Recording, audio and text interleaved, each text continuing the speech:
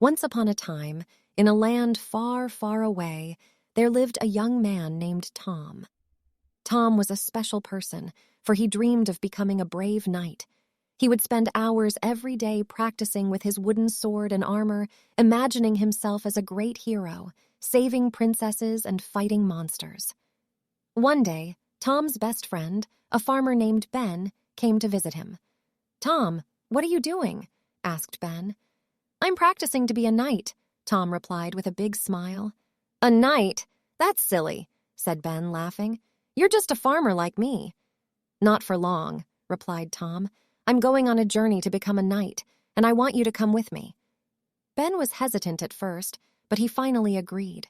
After all, he was Tom's best friend, and he didn't want to let him down. So Tom and Ben packed their bags and set off on their journey. They walked for days, through forests, over hills, and across rivers, until they finally reached a castle. "This must be the place," said Tom excitedly. "This is where I'll become a knight." They approached the castle gates and were greeted by the guards. "Who goes there?" asked the guard. "We're here to become knights," replied Tom. The guard chuckled. "You two, knights? That's a good one. But if you insist, you'll have to pass the first test." Tom and Ben looked at each other, confused. "What test?" asked Tom. "The test of bravery," replied the guard. "You must cross the drawbridge and face the fire-breathing dragon." Tom and Ben gulped. They had heard stories of dragons before, but they had never actually seen one. "Don't worry," said Tom, putting on a brave face. "We can do this. We're going to be knights." They stepped onto the drawbridge, and as they walked, they could see the dragon in the distance, breathing fire. They were scared, but they continued to walk forward, bravely.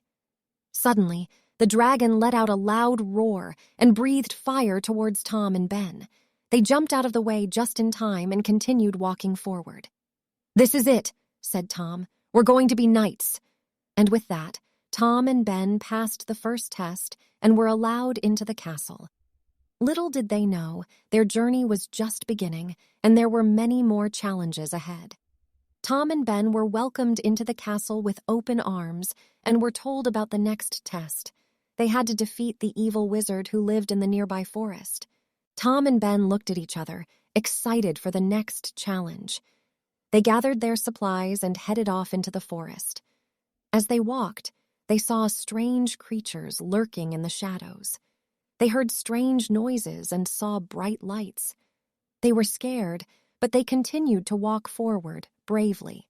Suddenly, they came across a clearing and saw the evil wizard in the distance. He was tall and imposing, with a long white beard and a pointed hat. "Who goes there?" the wizard asked in a deep voice. "We're here to defeat you," replied Tom, brandishing his wooden sword. The wizard chuckled. "You two? Defeat me? That's a good one. But if you insist, I'll make it quick." And with that, the wizard raised his hand and cast a spell. But Tom and Ben were prepared. They had been practicing for this moment. They ducked and dodged the spell, and Tom swung his sword, hitting the wizard's wand and breaking it in two. The wizard was shocked.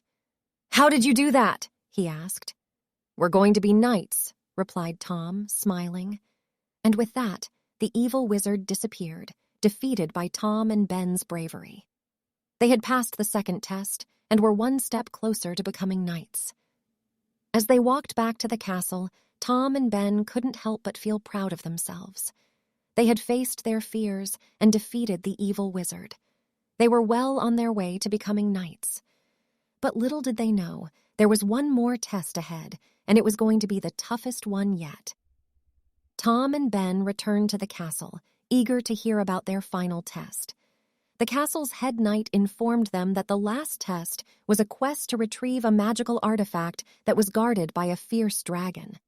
The artifact was said to grant immense power to whoever possessed it.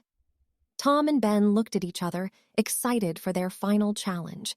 They gathered their supplies and set off on their quest. As they walked, they encountered many obstacles. They had to cross treacherous terrain, navigate through dark caves, and face dangerous creatures. But they pushed on, determined to complete their quest. Finally, they reached the dragon's lair. The dragon was huge, with scales as black as night and eyes that glowed like fire.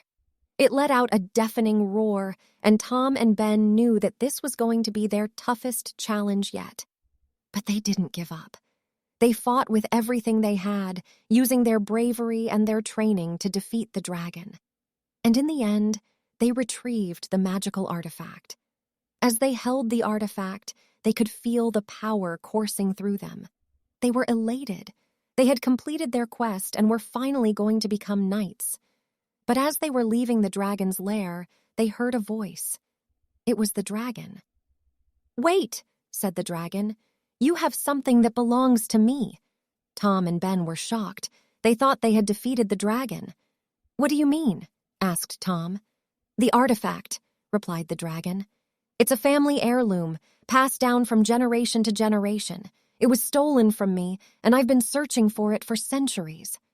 Tom and Ben looked at each other, realizing their mistake. They had taken something that didn't belong to them. "We're sorry," said Tom. "We didn't know." "I forgive you," said the dragon. "But the artifact must be returned to me. It is too powerful to fall into the wrong hands." And with that, Tom and Ben returned the artifact to the dragon and left the lair, feeling ashamed of their mistake. But as they walked back to the castle, they realized that they had learned a valuable lesson. It wasn't about becoming a knight or possessing great power. It was about bravery, friendship, and doing what was right. And in the end, that was all that mattered. And so, Tom and Ben returned to the castle as heroes, not for what they had accomplished, but for what they had learned along the way.